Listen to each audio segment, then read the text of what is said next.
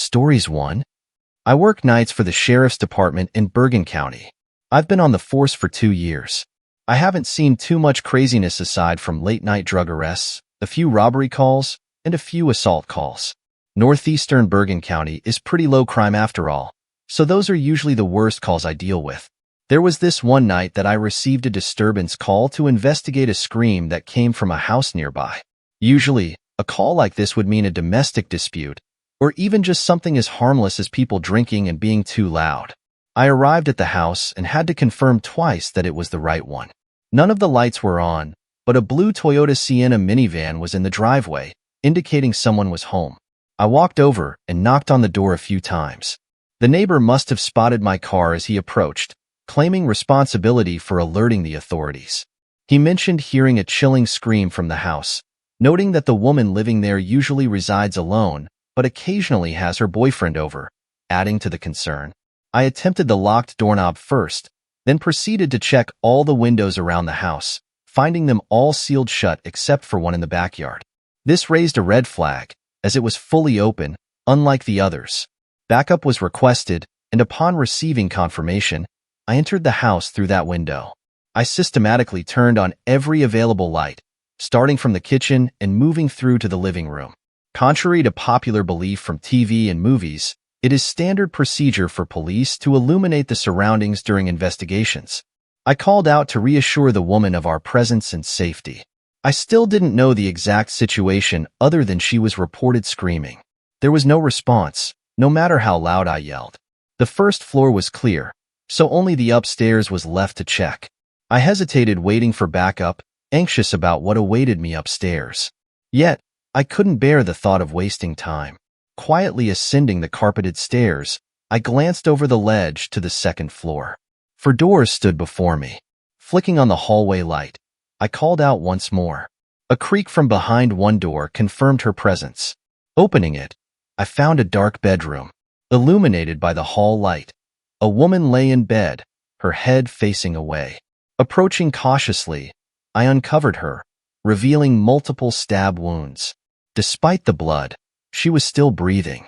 I grabbed my walkie-talkie and urgently reported a stabbing, requesting immediate backup and an ambulance. The sound of the creak I had heard moments before suddenly seemed out of place. Considering the unconscious woman lying in bed, it appeared someone had placed her there. I did a quick 360-degree scan of the room, and my instincts led me to check the closet first. With my gun drawn, I hesitated for 5 seconds before opening the door. To my surprise, there was no one inside.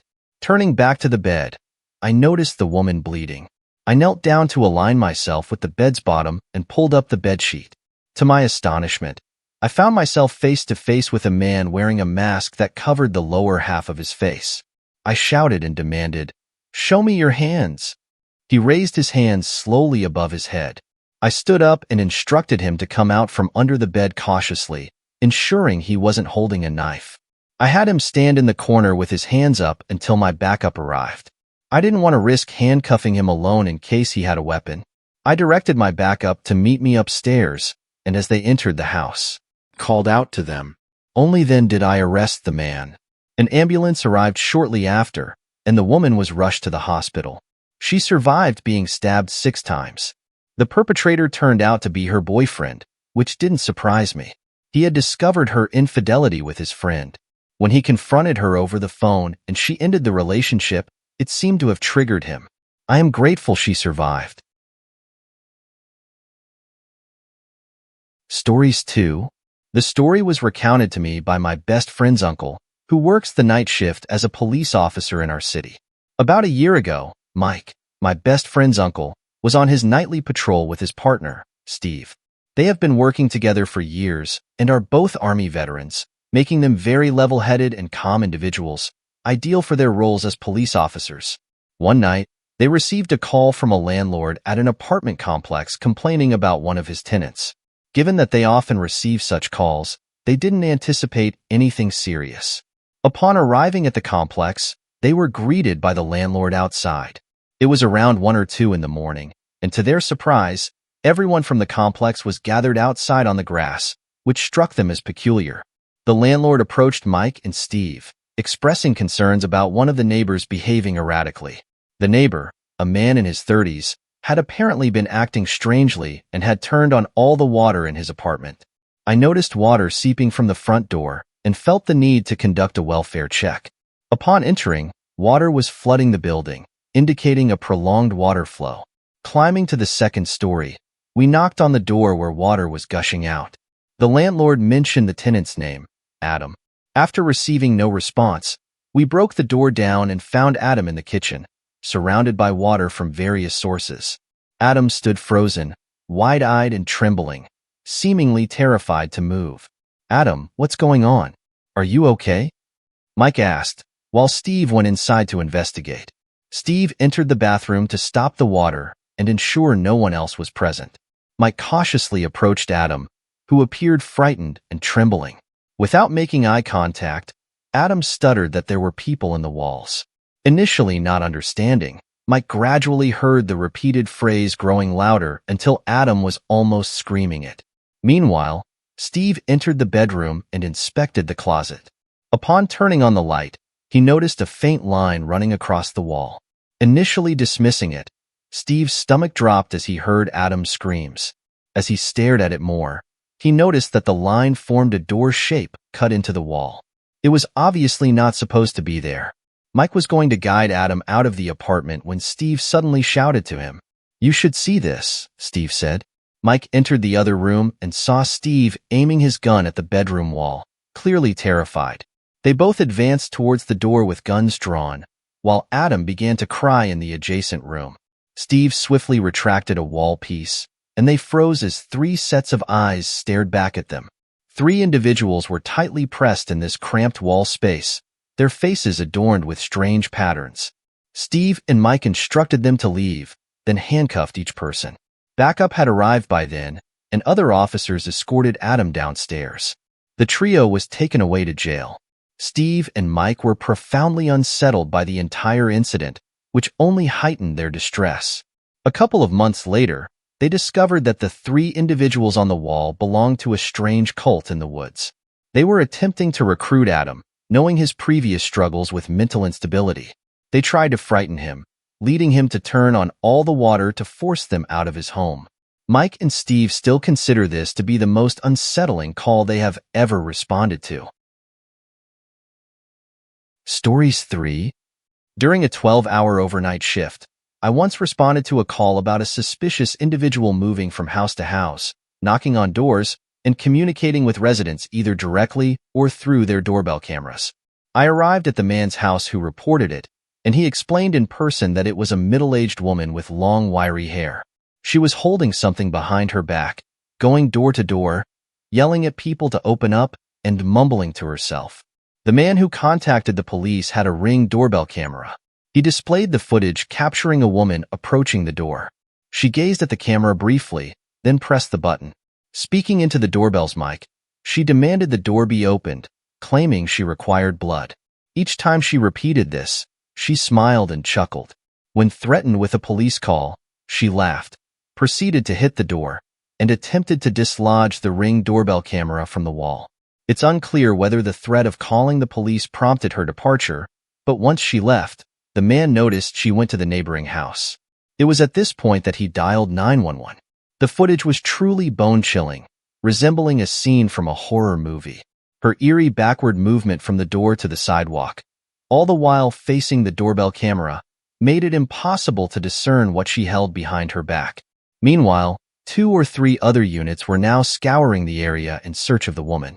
Essentially, it had turned into a small-scale manhunt. The description circulating mentioned a potentially armed and dangerous woman.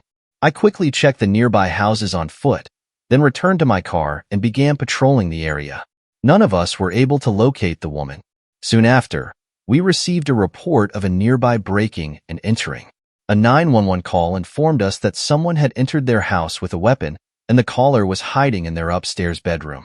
The caller also had a doorbell camera, which captured the woman entering the house through the front door, pausing to look into the camera for a few moments.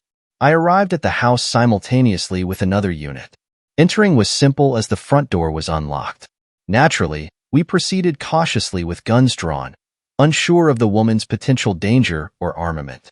Upon entering the clear foyer, another officer and I announced our presence and demanded the intruder to surrender with hands raised. Suddenly, a cry for help echoed from upstairs. My adrenaline was pumping as it does in any situation involving armed suspects. We rushed up the stairs, following the screams for help. They led us to the master bedroom where the husband unlocked and opened the door. As we entered, we found the couple sitting and hiding inside. They hadn't left the bedroom since the woman had entered the house. They told us she had been clawing and banging at the door only a few minutes ago, and that they didn't hear her leave or go downstairs. We had to search every other room upstairs for her. In one of the corner bedrooms, in the pitch blackness, we heard a cackling sound. Not being able to see her, but hearing her, was truly spine-chilling. I turned on the bedroom light and saw her sitting on the bed, looking at me and smiling. She held a large knife, blood staining the bed sheets beneath her. It was her own blood, from cutting her wrist. Remembering her words on the neighbor's doorbell camera about needing blood, we finally understood when we saw the doll between her legs, a little girl's doll drenched in the woman's blood. We shouted at her to drop the knife while aiming our guns at her. She simply laughed and continued repeating her words.